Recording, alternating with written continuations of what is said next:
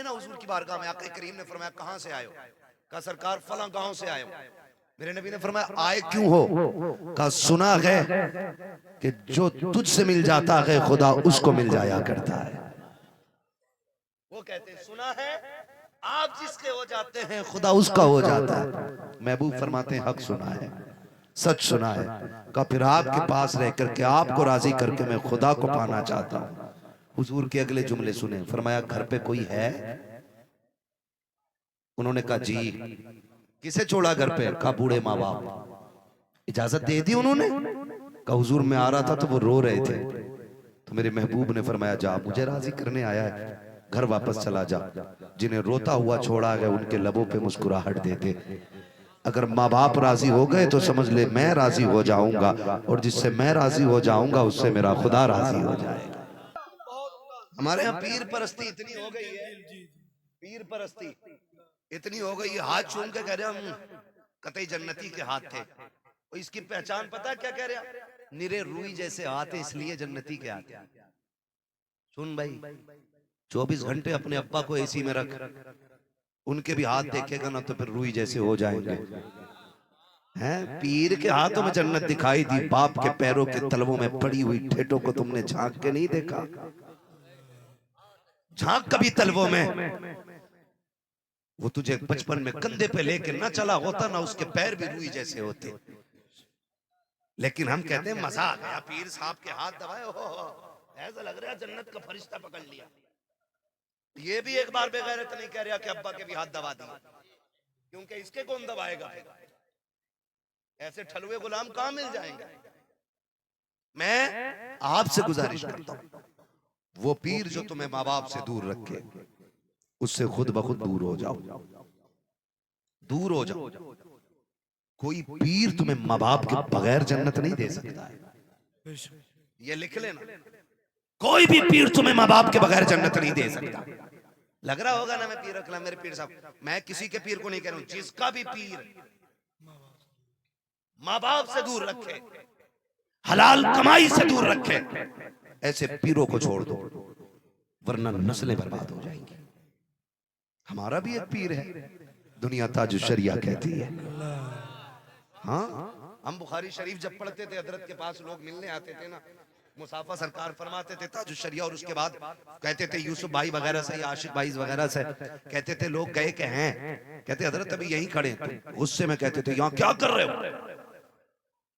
क्या देख रहे हो, ये कोई कश्मीर की वादी है? ऐसे बोलते थे, ये कोई कश्मीर की वादी है जो यहाँ तमाशा देखने खड़े हो? फरमाते थे जाओ अपने बच्चों के लिए हलाल रोजी तलाश करो।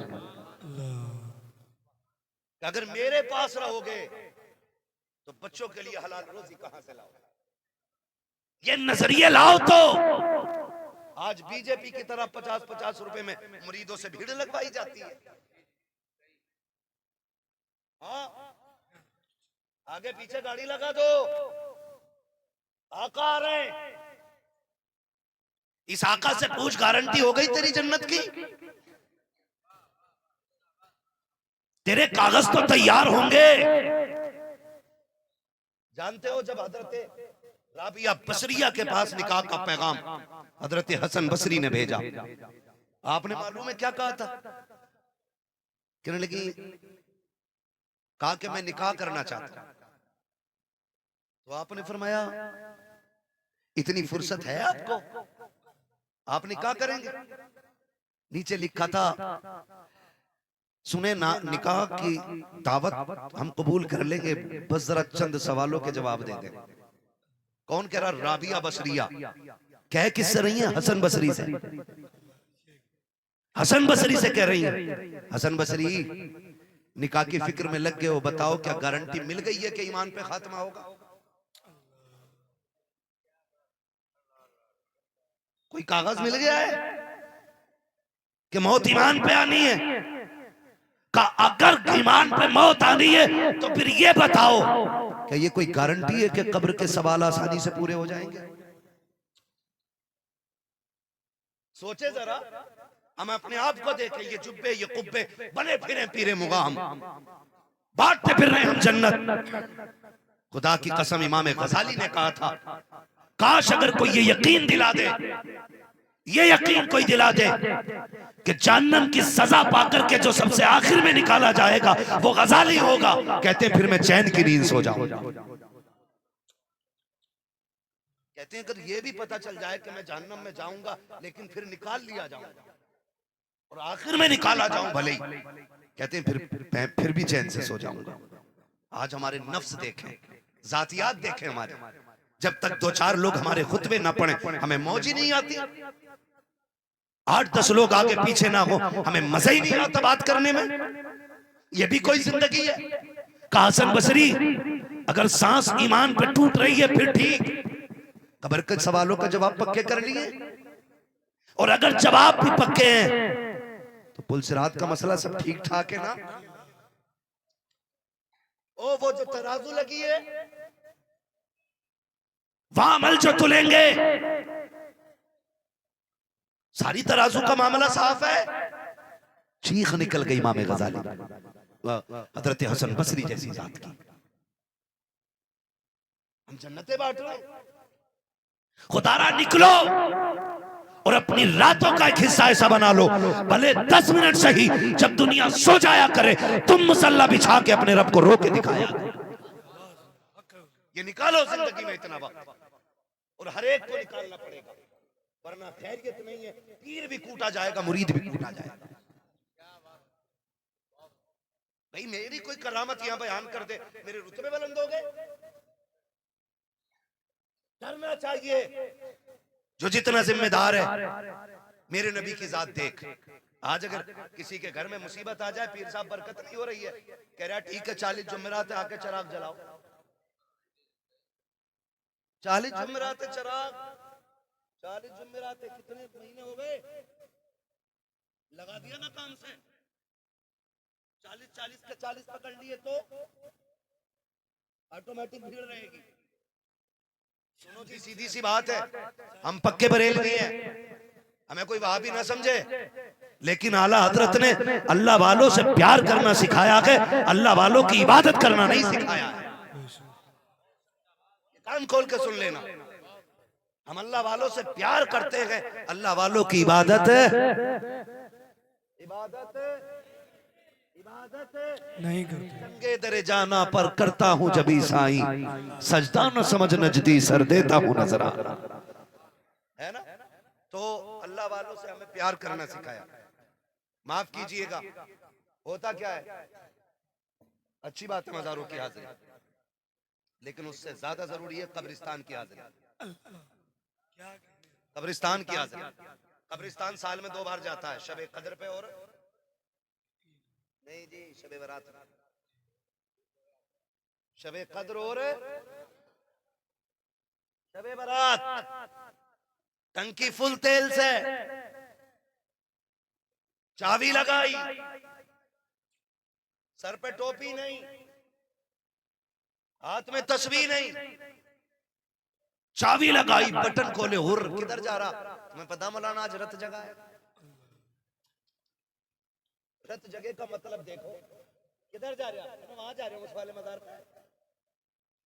क्या करेगा? जागना है रात भर। सुन, मजारों का तकद्दुस अपनी जगह है, लेकिन माँ बाप की कब्र की अजमत अपनी जगह होती है, अपनी जगह होती है।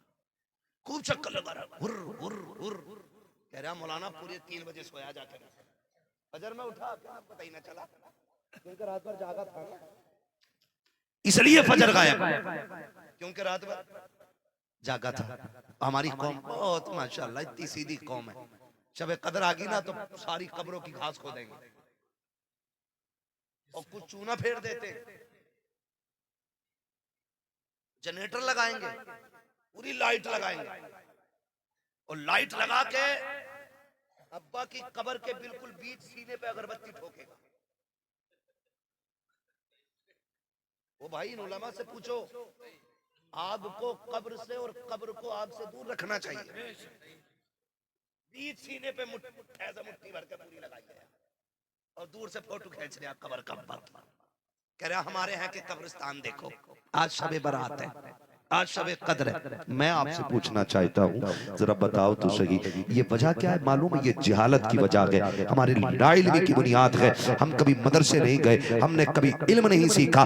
उसकी वजह यह है कि हमने कब्रों पे चूने फेरे, हमने मज़ारों में हमने जाके कब्रों पे लाइटें लगाई, हमने उनके सीने पे रख के अगरबत्तियां जला दी। खुदा के वास्ते जरा समझने की कोशिश करना। ओ मेरे भाई, जो तुम कब्रिस्तान में लाइटिंग करते हो, कभी पूछा कभी कब्र वालों से, बताओ तुम्हें इस लाइट से कितना फायदा मिला है, इस रोशनी से कितनी राहत पा रहे हो? बताओ तो सही। अगर तुम पूछोगे उनकी कब्र से आवाज आएगी, नादान एक नहीं 1,00,000 लाइटें ऊपर लगा दे, हमें इसका कोई फायदा नहीं है। तू चूना फेर या रोड बना, झाड़ू लगा या सफाई कर, हमें उससे कुछ मिलने वाला नहीं है। अगर हमारी राहत के लिए तू कुछ करना चाहता है तो कुरान की चंद आयतें हमें पढ़ के सुना था, ऊपर के उजाले से तुझे फायदा होगा, कुरान की तिलावत से हमें फायदा हो जाएगा। मगर ये कब होगा? जब बेटे कुरान पढ़ेंगे, जब बेटे कुरान पढ़ेंगे। जब बेटा टिकटॉकर है, रील बना रहा है, उसे कुरान कौन पढ़ाएगा? जिब्रील? बताओ मुझे। ये दीन से दूर रहने की कमी है। हमने देखा है और तुमने भी देखा होगा, आपने भी ये चीज देखी होगी कि जब लोगों का दम निकलने लगता है ना तो घर वाले भागते हैं। आप जी हैं क्या? आप जी हैं क्या? ना क्यों? क्या अब्बा की सांसें अटक रही, अब्बा की सांसें अटक रही है। सुने, मजाक ना समझे इसको, सीरियस लें। ये सभी के साथ होना है। मौत ख्वाब नहीं है, हकीकत है।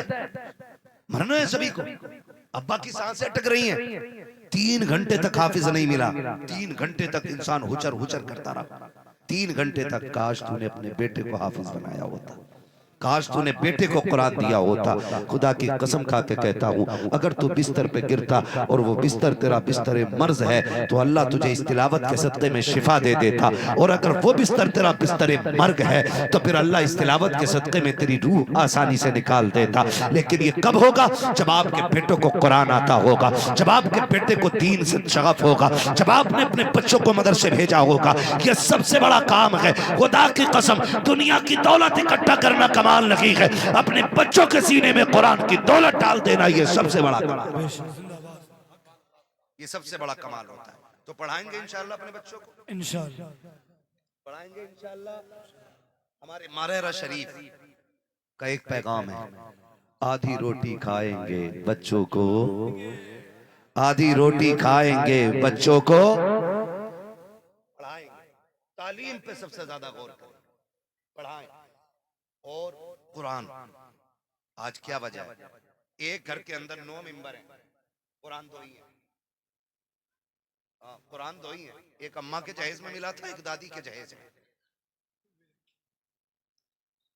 हर साल नए मॉडल का मोबाइल आ सकता है घर में,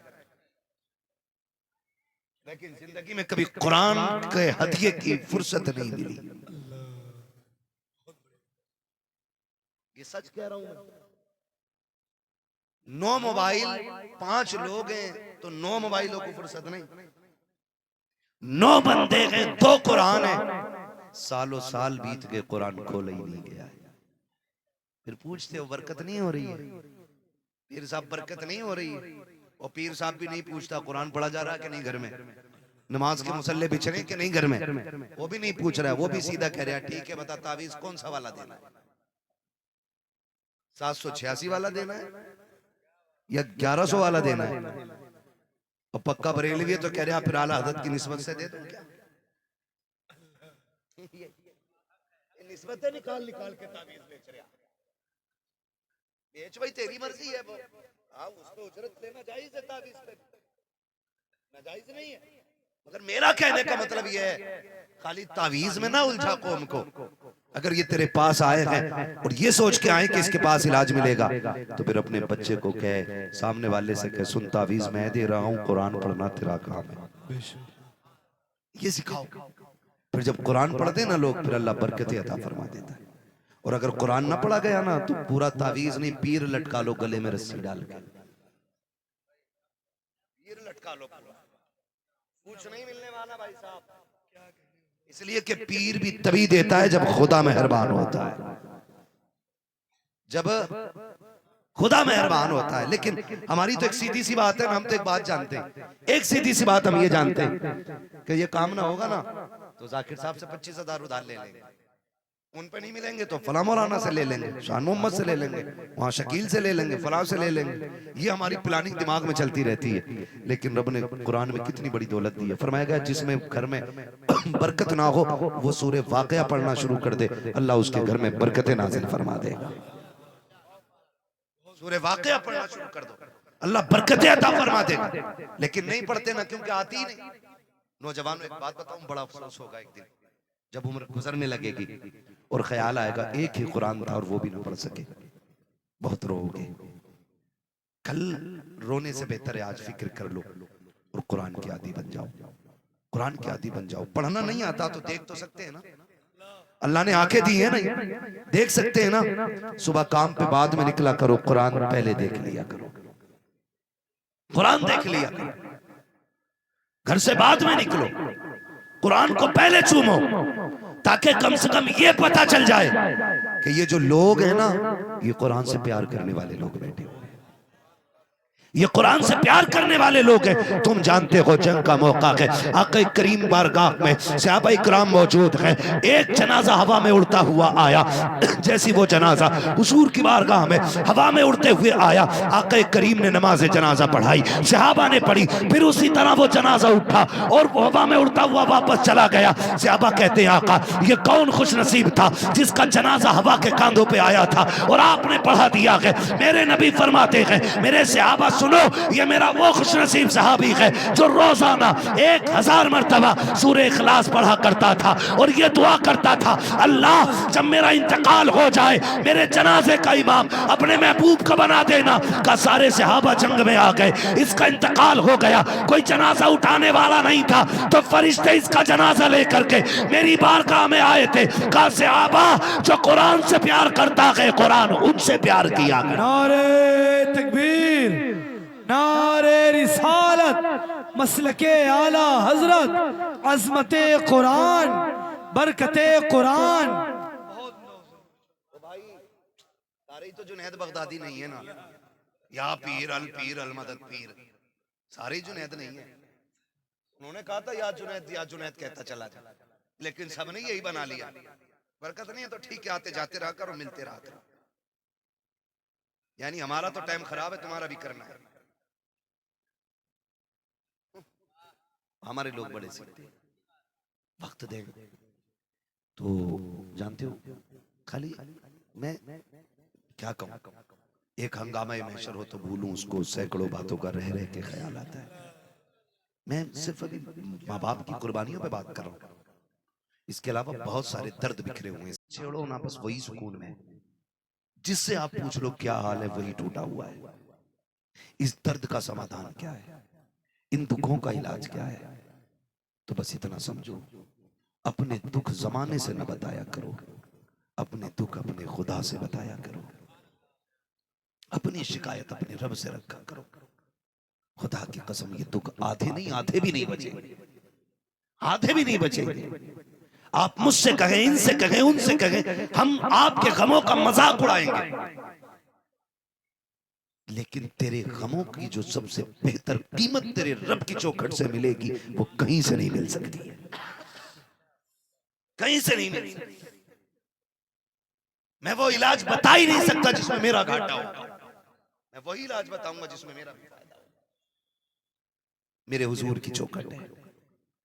एक देहाती से आप देहाती शख्स है, अभी हुजूर से मिला नहीं, पहली मुलाकात हुजूर की चौखट पे आया। महबूब अलैहिस्सलाम ने हाल देखा, चाल देखा, हुजूर तो दिलों के हाल जानते हैं।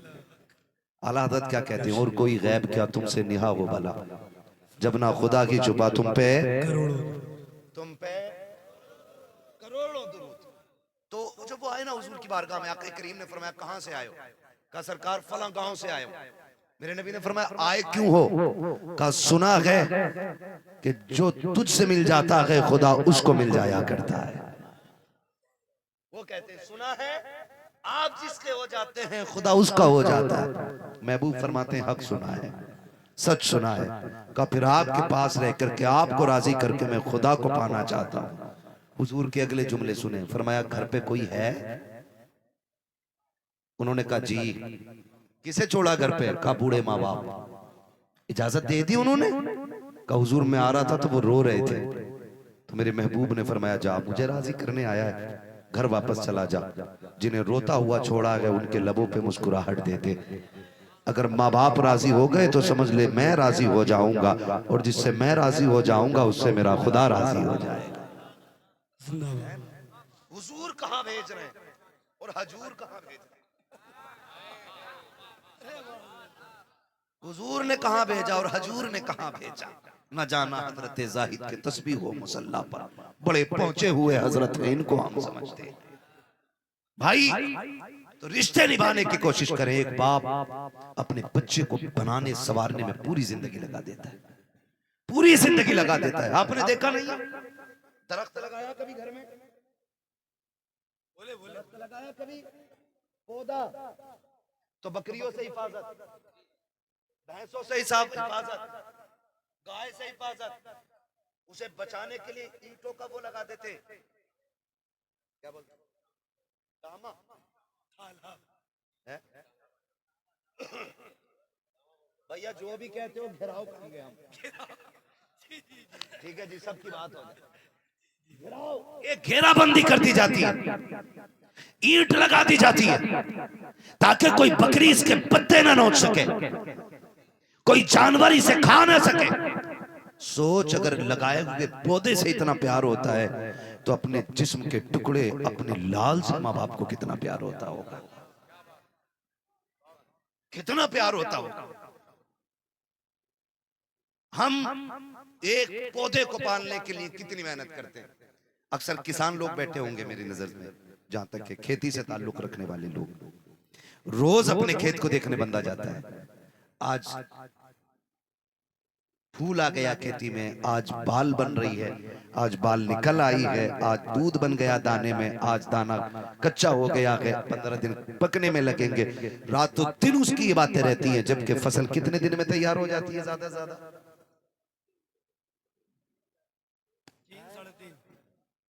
4 से 5 महीने तक, ज्यादा से ज्यादा 5 महीने लगते हैं एक फसल को तैयार होने में। उसको जाकर के किसान कितनी मर्तबा देखता है, कभी मिट्टी चेक करता है, कभी पत्ता तोड़ के लाके दिखाता, देखिए पीला क्यों पड़ रहा है, इसकी दवा कौन सी होगी। कोई स्प्रे दे तो स्प्रे कर रहा है, कोई पानी में दवा डाली जा रही है, कोई जमीन पे दवा डाली जा रही है ताकि फसल अच्छी हो सके। जरा सोच तो सकी, अगर किसान को अपनी 5 महीने की फसल से इतना प्यार है तो 18 साल के नौजवान से बाप को कितना प्यार होता होगा। जरा सोचो तो सकी, एक बाप बच्चे को किस तरह पाला करता है। हम अपने आंगन में लगे पेड़ के नीचे, जब खुद के लगाए हुए पेड़ के नीचे बैठते हैं तो एसी से ज्यादा मजा आया करता है, क्योंकि उस पेड़ को हमने लगाया है। अब मैं बेटों से बात कहना चाहता हूँ, खुदारा कभी बाप के दर्द को समझने की कोशिश कीजिएगा। सिर्फ ये कि बाप ऐसा नहीं है, मेरा बाप भी ऐसा है, आपका बाप भी ऐसा है, आपका बाप भी ऐसा है। हर बाप को बेटे की तरक्की से खुशी होती है,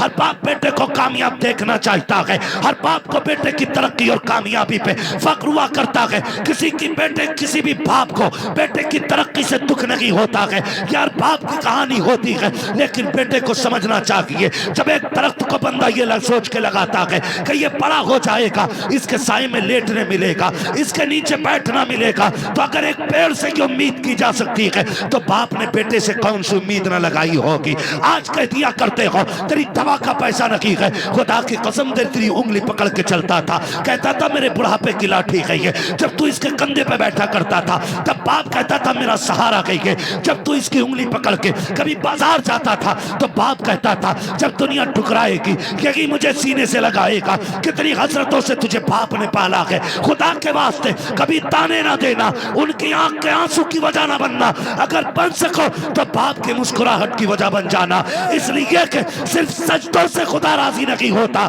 बल्कि बाप की मुस्कुराहट से खुदा राजी हो जाया। राजी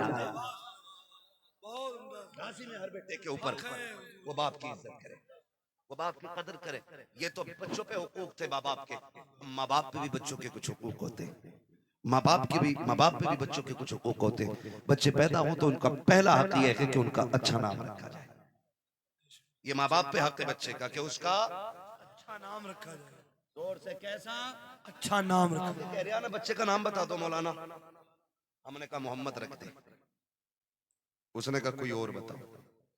जब यहां बात आती है ना कोई और बताओ, तो फिर समझ जाते हैं दीनदारी से इसका कोई लेना देना नहीं है। वरना जानते हो, जिसने हुजूर फरमाते हैं जिसने मेरी मोहब्बत में अपने बेटे का नाम रखा, वो कयामत में बाप बेटे दोनों जन्नत में जाने हैं, दोनों जन्नत में जाने। वो कह रहे अच्छा नाम बताओ, कैसे है? शाहरुख खान रख दो। वो लठियां चलेंगी लल्ला, ऊपर तीजा हो रहा होगा, अंदर लठियां चल रही होंगी, पता कुछ नहीं है कब्र का। बंद मुंह है, आसान कर लो उसे, जन्नत की क्यारी बना लो। तो बच्चों का पहला क्या है कि बच्चों का नाम अच्छा रखा जाए, नबियों के नाम पे, सहाबा के नाम पे, अहले बैत के नाम पे, बुजुर्गों के नाम पे, मुबारक जातों के नाम पे बच्चों के नाम रखें। फिर अल्लाह उन नामों का असर जात में पैदा फरमा देता है। दूसरी बात, दूसरा हक बच्चे का यह है कि जब बच्चा होशियार होने लगे तो उसकी तरबियत और उसकी तालीम दीनी माहौल में होनी चाहिए। ये माँ बाप पे बच्चों का हक होता है, माँ बाप पे। और वो मेरे भाई हकीमुद्दीन भाई, माशाल्लाह, अल्लाह ने एक बेटा दिया, और एक बेटा था तो ये भी सोच सकते थे ना इंजीनियर बना लें, डॉक्टर बना लें, मास्टर बना लें, लेकिन खुदा की रहमत मेहरबान रही, फैसला किया कि डॉक्टर इंजीनियर बाद में बनाएंगे, कुरान का कारी पहले बनाएंगे। पूरी जिंदगी पड़ी, अब बन जाए जाके एमबीबीएस, अब बना लो आईएएस आईपीएस। जिंदगी पड़ी है, लेकिन सबसे बड़ी दौलत तो हाथ में आ गई ना। सबसे बड़ी दौलत, कितना भी अमीर बेटा बाप को क्या दे सकता है? लंदन फ्रांस का टिकट है ना, शिमला ले जाएगा गर्मी में घूमने के लिए। लेकिन हाफिज कुरान वो है जो शिमला का टिकट नहीं, माँ बाप को जन्नत का टिकट देता है, जन्नत का टिकट देता है। और ये यहाँ नहीं, मैदान क़यामत में आप देखेंगे अल्लाह हाफिज कुरान के बाप के सर पे जब ताज रखेगा, लोग ऐसे हैरत में देख के कहेंगे ये कोई नबी है, वली है? का ना नबी है ना वली है, का फिर इतना नूरानी चेहरा और इतना खूबसूरत ताज। कहेंगे ये नबी तो नहीं है, लेकिन आखिरी जो नबी हैं उनकी उम्मत के एक हाफिज कुरान का बाप है। अल्लाह जिंदाबाद जिंदाबाद। इसने बेटे को कुरान पढ़ाया था, अल्लाह ने उस कुरान के बदले में इसके सर पर ये ताज अता किया। तो ये सबसे बड़ी इज्जत होती है। अल्लाह हम सबको इस इज्जत का हकदार बनाए, अल्लाह हमारे बच्चों को कुरान का कारी बनाए। फरमाया गया या अय्युहल्लज़ीना आमनु दुखुलू फिस्सिल्मि काफ़ा, ईमान वालों पूरे पूरे इस्लाम में दाखिल हो जाओ, पूरे पूरे इस्लाम में दाखिल हो जाओ। हकीमुद्दीन भाई, अल्लाह इनकी जिंदगी में बरकतें अता फरमाए, और ये जहां भी रहे अल्लाह इन्हें सलामत रखे, इनका साया औलाद के सर पे तादेर कायम दायम रखे, और अल्लाह लंबी जिंदगी औलाद के साथ मोहब्बत के साथ गुजारने की तौफीक अता फरमाए। उम्मीद है इंशाअल्लाह उल अजीज आज के बाद हम अपने माँ बाप का एहतराम करेंगे इंशाअल्लाह। बच्चे भी हाथ उठा सकते हैं, मैंने बच्चों को भी समझाया ना, जिनकी समझ में आई है वादा करें इंशाअल्लाह इज्जत करेंगे, माँ बाप की कदर करेंगे इंशाअल्लाह। खुद ना खाएं, माँ बाप को खिलाएं, फिर देखना उनको खिलाए हुए लुक में तुम्हें कितनी ताकत अता करेंगे। तो करेंगे इंशाअल्लाह ये। अल्लाह हमें माँ बाप का फरमाबरदार बनाए। खुदा करे जिनके माँ बाप हयात हैं उनकी उम्रों में बरकतें हों, और जो दुनिया से चले गए अल्लाह उन्हें बेहिसाब जन्नतें अता फरमा दे। मैं मुबारकबाद पेश करता हूँ हाफिज कुरान और इनके घर वालों को, और इनकी माँ को, इनके परिवार को, कि अल्लाह ने आपको बड़ी इज्जतें अजमतें अता कर दी हैं कि आपके घर में कुरान का कारी पैदा हो गया, कुरान का कारी पैदा हो गया। अल्लाह इनको भी सलामत रखे और घर वालों को भी सलामत रखे। बस जो हुए गलत उनको माफ़ फरमाए रब कायनात। जिंदगी ने दिया साथ, फिर होगी मुलाकात।